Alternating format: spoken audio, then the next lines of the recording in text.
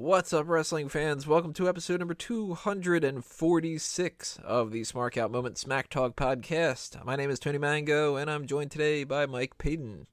Hey. What's going on, Payton? What's going on? What is going on? I'm so used to being on a live chat. I'm waiting for responses, and it's never going to come. Yeah, that's true. And I'm also used to having like two other people where they're going to say something else, like Drew's going to say something stupid, or Wago's going to say that he's not here, you know. But that fulfills the awkward opening quite a bit, I think. Also, another sort of awkward thing. I already took care of the S-Kim, so you guys aren't going to see that in this part. Go back and check it out. It's in the rest hold combination of different things. We did that a little bit earlier. But we're going to start off with actually the hot tags of the week. And if you don't know what the hot tags are, it's pretty simple. Stuff to talk about. That's what it boils down to. And we're recording this Wednesday afternoon, or Wednesday night technically. So we only have a couple things really to talk about right now, which means probably tomorrow, like 5 people will get released and, you know, crazy stuff will happen. But let's start off with one thing about, unfortunately, referencing back to last week, Shelton Benjamin. Now, he has a rotator cuff injury. He's going to be out with a surgery to deal with that. His return to WWE put on hold, God knows how long, maybe indefinitely. I don't know the situation. They haven't really clarified it all that much more than that. But it looks like we're not going to get Shelton Benjamin back for at least a couple of months, maybe ever. This sucks, doesn't it? Absolutely. A couple months is way too optimistic. It's going to be at least 4. And you're right, it could be ever, because even if he does recover from this surgery, who knows if they're still going to want to bring him in. Mm-hmm. You know, this might be something where they're just open to bringing all these guys in because they know they're trying to get set up for these brand splits. And who knows, maybe in 6 months, say, if he's ready, they might still feel like they need that spot. But in that time, I also hope they would have built up some more stars, brought up some people from NXT, signed a bunch of new people, including from this Cruiserweight Classic and elsewhere. I would expect them to be even better prepared. I still think there would be a place for a guy like Shelton. I think out of all the people that were considered to come back, he had the most upside, he had the most talent, he had the most to give and teach. Even if they just bring him on as like a legacy guy, like even if he's not a guy who actually does do anything, he just pops in for a few losses and he's there for morale and to teach the other young generation. I think he's a guy worth having around there. This could be very detrimental, though, because if you look at a guy like Hideo Itami, I talked about this last night, he was gone for 18 months. He was gone for a year and a half. He was gone. Yeah. God, you almost forgot he was even around by the time he came back. And you can't let that happen to a guy like Shelton. I mean, not that you have control over it, but if that does, he didn't even have a chance to establish himself being back. He had one commercial, and that was it. So hopefully it doesn't end up being like that. He is older. He's a little more beat up than Hideo is. So who knows if that's going to cause it to be a longer road for him. But I certainly hope not. Now, there's some reports that are saying he was going to be used in basically the mid-card, maybe the upper mid-card a little bit, but that they were also hoping to bring Charlie Haas back and use those two to sort of help out the tag team division over there. I think Charlie Haas retired. Did he? Yeah.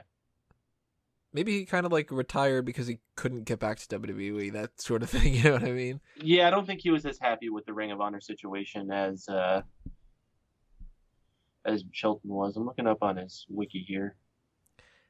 Hopefully, not only does Shelton Benjamin come back, and, you know, obviously he comes back healthy and all that, but... Here we go. Haas announced his retirement from professional wrestling in March 2013, but returned to competition of August that same year.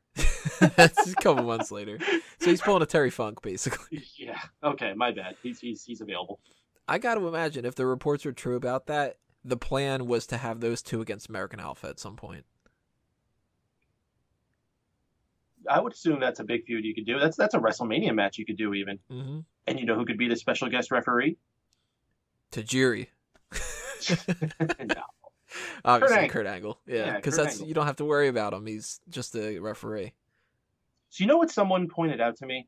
Matter of fact, our good friend Jason pointed out to me last week. Remember when Rusev was out on Raw, just completely ripping on the Olympics and America rigging it? And and Roman Reigns came out. Remember that? Yep.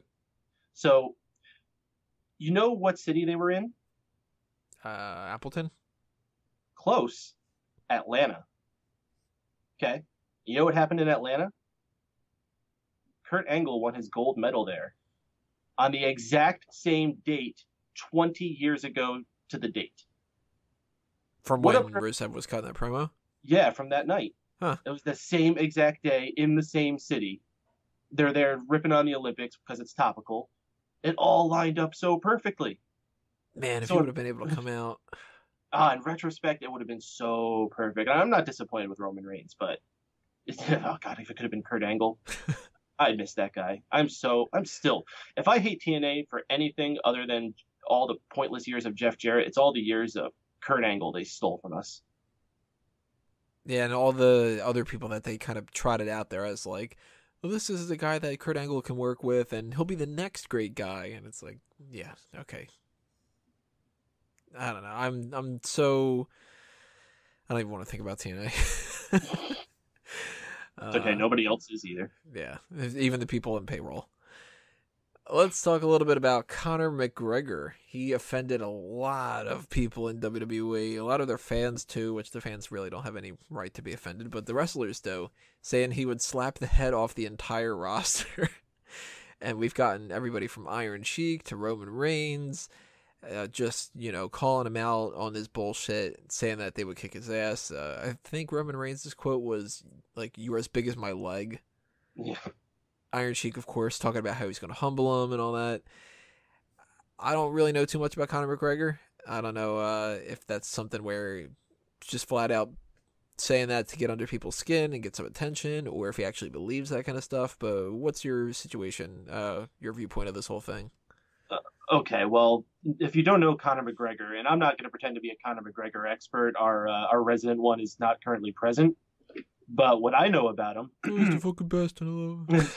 He is a bit of a show off, and he likes to make a show, and he likes to be controversial, and that's what he does.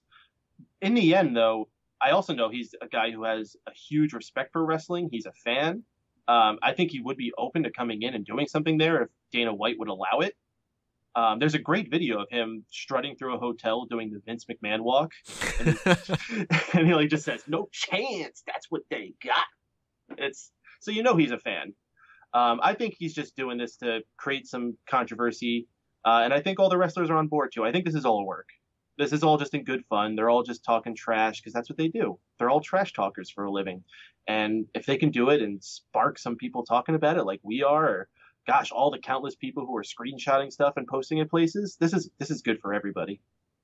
It'd be so good if they could kind of like work into an angle where they can sort of, I don't know, make up for a little bit of the steam that they lost with this Brock Lesnar situation. Well, you know what? I tell you what, I wouldn't be surprised if maybe that relationship could have started forming, but I think Brock fucked it up. I think Brock showed that wrestlers can't be trusted to be mingling with UFC guys. Yeah, so we've got the Lesnar thing's kind of painting a bad portrait. We got the Conor McGregor thing. Whether it's just publicity or not, it's sort of, I don't know, kind of making wrestlers seem like they're kind of jokes a little bit. So I'd like to see CM Punk get in the mix somewhere here. Maybe get his ass whooped and make it a trifecta. Be kind of cool. But you think anything's going to come out of this? You're going to get like a Conor McGregor crossover in any capacity, or is this just bullshit? It's bullshit. Bullshit. I wouldn't expect it to come into anything real, unfortunately. I think it's all just good fun. That's all. I'll tell you, the next thing we're going to talk about was clearly not good fun. That Stone Cold podcast with Dean Ambrose. Holy shit. What were your thoughts on this thing? I thought it was a goddamn train wreck. I didn't watch it. I turned it off. I do something else Mondays after Raw. Kind of. Now, I tried watching it, and I think maybe like halfway in, this was the worst interview that he's had. This was really awkward. Everything about it was awkward. It was basically Dean Ambrose, from what I had seen, going, yeah, I could have gotten straight A's in high school if I wanted to. And Austin's like, yeah. So tell us about your dad. And he's like, oh, he wasn't there. Well, he's always been an awkward guy. Yeah, but this was like brutally bad. Again, I didn't see it, so I can't speak. But I mean, if I remember like those red carpet interviews he did on like the Hall of Fame, he was always a weird guy like that. It's just Dean Ambrose. There's usually like a certain energy to him though, like especially when he's got Renee and he's kind of fucking around with her a little bit, but he always does the like the aloof type of like I don't really want to be talking to you kind of a thing, but he usually talks a little bit more than this. And from what I've heard, I didn't finish watching it because I was just like I was bored out of my mind. I'm like this is worse than the Page one, and supposedly he says he actually calls him out on it. He's like, why are you acting like this during this interview, and like what's the point and all this other kind of stuff. I haven't heard of any kind of like backlash for it, but this has got to be the biggest embarrassment out of all of them that they've had so far. Like the Shane McMahon one was bad, the Page one was bad. This one though, it might take the cake. You thought the Shane one was bad? Yeah, I didn't like that one. I like the Shane one, but anyway, I didn't see this one. If it's as bad as you say it is, and maybe I just need to go back to it for that like rec enjoyment type thing. But listen, I'll tell you who has a really good interview with Stone Cold that I listened to recently. You'll never guess. You'll never ever guess. Recent interview with Stone Cold. Mm-hmm. Stone Cold's interviewing him or it was for her? It was for a podcast.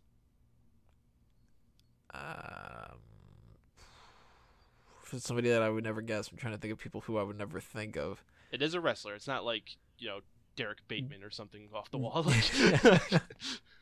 Wait, Derek Bateman was a wrestler too. Yeah, that's why I was kind of confused about that. I mean, like an active wrestler though. Active. The weirdest person I can think of is Matt Hardy. Nope. Braun frickin' Strowman. Really? This guy is actually incredibly well spoken. Stone Cold kept saying how awesome he was during these interviews he found of him when he was doing bodybuilding and he was doing competitions for that. Stone Cold really put over Braun in this, and I tell you, I've been getting more and more into Braun over the last few weeks. I might have to bump Braun Strowman up in my list of guys I like. He did kick the shit out of Jarrell. And I really had hope for Jarrell there, too. Yeah, he had an entrance and everything. It was like, come on. Yeah, so I want to know what everybody has to say about this Dean Ambrose thing. I want you guys to leave your comments below. What parts did I skip out on that I really should check into? Did it get better or was it more awkward? So, who had a worse interview, Dean Ambrose or Jarrell? At this point, Dean Ambrose. Sometimes just not saying anything is better than opening your mouth. Yeah, silence is golden. Dean Ambrose was talking about was just shit. it was real awkward. I mean, there's shit all over this podcast. Guys, normally we would be taking a break right now. We kind of need one. We're all in a goofy mood right now, but Skype problems and all the other stuff that's going along the way. We are going to continue keeping the ball rolling here. We actually have one more hot tag to talk about. Damien Sandow letting us all down, signing with TNA. What the fuck, man? Yeah, I know he was doing an appearance for that What Culture Wrestling Federation, which whatever, you got to get a paycheck, I guess. This is a guy I was kind of expecting to come back with this brand split. I think he's a guy who would have fit in fine, but instead he courts TNA, I guess, or TNA courted him and he accepted. Last I saw him, he had shaved his beard, which makes me like him a whole lot less. And I don't know. I hope it works out for everybody. TNA is really trying some new things, and if they could make Sandow a top guy, I'm sure he'll be happy with that because that's what he's always wanted. So I wish the best for everybody, but I'm not very optimistic.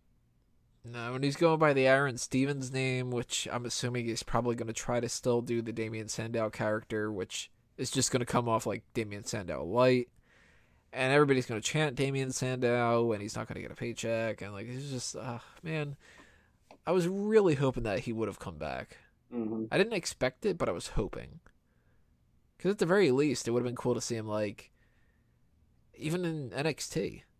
Oh, It would have been kind of cool. God, what if they get Cody too?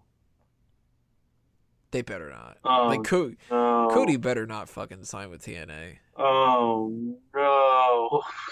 If Cody signs with TNA, he's losing a lot of value. He should in my know book. better. His brother went there. They saw what they did to him. Right. He's gonna come in as like Gray Rain. I really hope not. I mean, like you said, hopefully Sandow gets a lot of success, has a lot of fun, makes a lot of new friends, that kind of a thing. Kind of sounds like we're sending a kid off to boarding school or something. But I don't want to see anybody disappointed with that kind of a thing. But I'm not putting any stock in it whatsoever. Sure, he'll probably be a world champion, but it's not registered as a world champion. So whatever. I mean, maybe it's better than New Japan for whatever the offer that they gave him. Maybe he's supposed to be doing something that's supposed to be like really interesting that he always wanted to try. I don't know, but I have no faith in TNA. I have all the faith in the world about Damien Sandow. No faith in TNA. I wish them all the best in their future endeavors. Yeah, I guess that's the best way to put it. But that's it for our hot tags for this week, everybody. We want you to tell us what you think of all these different things in the comments below, as I mentioned before. So drop those comments in there and continue on with our main event for this week, actually, which is going to be jumping the gun a little bit here. We're going to talk about NXT TakeOver Brooklyn. We're going to give our predictions for that event. So go ahead, click on that part, see what we got to say about those matches and anything else that we need to say.